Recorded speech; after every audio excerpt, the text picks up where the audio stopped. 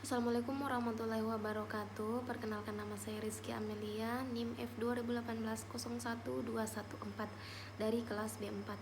Di sini saya akan mempresentasikan yang berjudul hubungan kuantitatif struktur aktivitas, yang dimana materinya itu definisi hubungan kuantitatif struktur aktivitas, sejarah hubungan kuantitatif struktur aktivitas, pendekatan HKSA Free Wilson dan pendekatan HKSA Hans, dan metode HKSA Hans. Yang pertama itu definisi hubungan kuantitatif struktur aktivitas.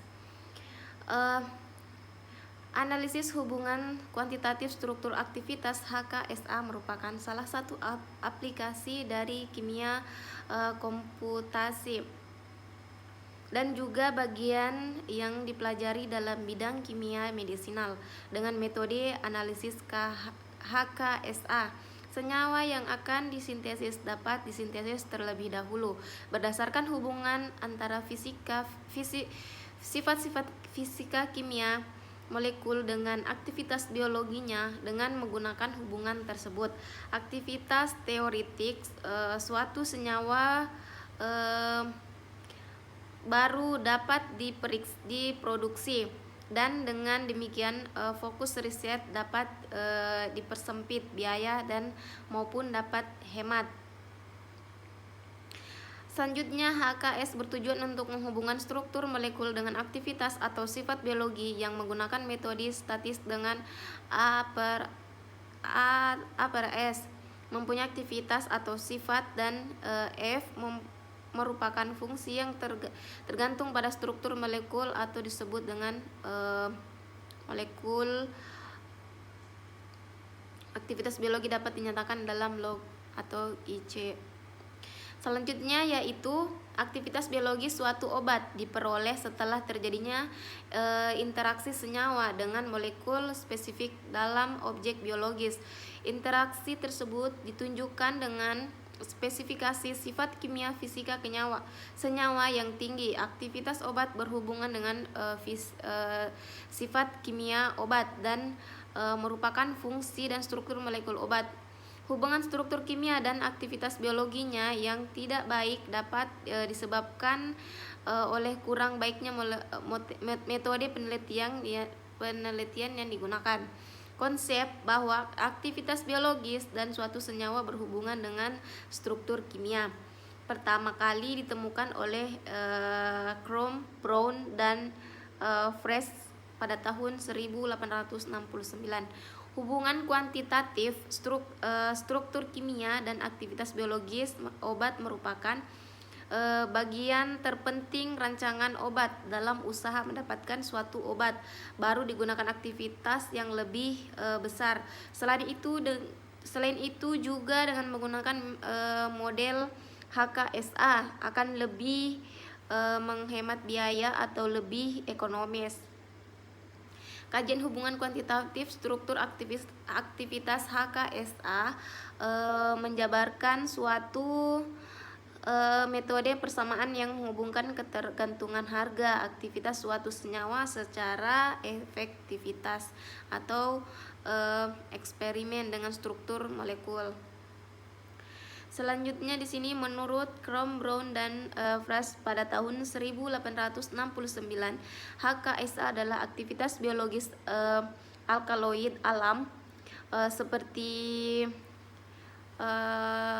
strychnine, brucin, tebain, kodein, morfin, dan nikotin akan menurunkan atau hilang bila direaksikan dengan metil iodin. Efek biologis suatu senyawa merupakan fungsi dari struktur kimianya atau atom C. Menurut Overton 1897 dan Mayer 1899, HKSA adalah efek narkosis senyawa yang mempunyai struktur kimia bervariasi berhubungan dengan nilai koefisien partisi lemak atau air. Menurut Ferguson pada tahun 1939, HAKSA atau HKSA adalah aktivitas bakterisid turunan fenol mempunyai hubungan linear dengan kelarutan dalam air. Selanjutnya, menurut Crown, Hans dan kawan-kawan pada tahun 1963, HKSA adalah menghubungkan struktur kimia dan aktivitas biologis obat melalui sifat-sifat kimia fisika kelarutan dalam lemak dengan derajat ionisasi. Selanjutnya yaitu pendekatan HKSA Free-Wilson. Pendekatan HKSA Free-Wilson mengemukakan bahwa respon biologis merupakan pengembangan aktivitas dari gugus-gugus substituen terhadap aktivitas biologis senyawa induk yang dinyatakan melalui persamaan. Metode Free-Wilson digunakan jika cara kerja obat tidak diketahui, uji biologis lambat daripada sintesis senyawa turunnya, dan atau sifat-sifat fisika kimia substituen tidak diketahui. Metode ini didasarkan pada perkiraan bahwa masing-masing substituen pada struktur senyawa induk memberikan sumbangan tetap pada aktivitas biologis. Perkiraan dasar pada metode Free-Wilson adalah suatu obat yang diuji harus mempunyai struktur induk sama dengan substituen harus memberikan aktivitas biologis secara adiktif dalam kedudukan yang dengan jumlah, tetapi yang bebas dari ada atau tidaknya substituen. Lange pada tahun 1996.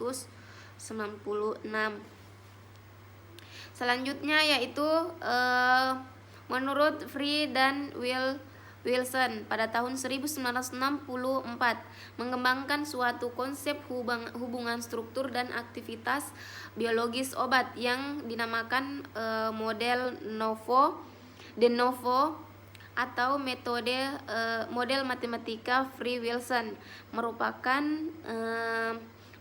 mengemukakan bahwa respon biologis merupakan sumber aktivitas dari gugusnya substituen terhadap aktivitas biologis senyawa. Bisa dilihat pada rumus di bawah. Menurut Hans pada 1963 mengemukakan suatu konsep bahwa hubungan struktur kimia dengan aktivitas biologis log 1/C atau atom C suatu turunan senyawa dapat dinyatakan suatu kuantitatif melalui parameter sifat kimia fisika dan substituen, yaitu parameter hidrofobik atau P. Selanjutnya dalam HKSA model Hans lebih berkembang dan lebih banyak digunakan dibanding model de novo Free-Wilson karena lebih sederhana serta konsepnya secara langsung berhubungan pada prinsip-prinsip kimia fisika organik yang sudah ada, dapat untuk hubungan linear dan non-linear. Data parameter fisika kimia fisik substituen sudah banyak tersedia dalam tabel-tabel. Dalam HKSA, model Hans lebih berkembang dan lebih banyak digunakan dibanding metode de novo Free-Wilson. Oleh karena itu, yang disebabkannya yang pertama itu lebih sederhana, yang kedua konsepnya secara langsung berhubungan prinsip-prinsip kimia fisika organik yang sudah ada, dapat untuk hubungan linear dan non-linear, dan yang keempat itu data parameter sifat kimia fisika substituen sudah banyak tersedia dalam tabel-tabel, dan yang kelima itu metode Hans telah banyak digunakan untuk menjelaskan hubungan struktur aktivitas turunan obat. Selanjutnya yaitu metode HKSA Hans dalam parameter sifat kimia fisika.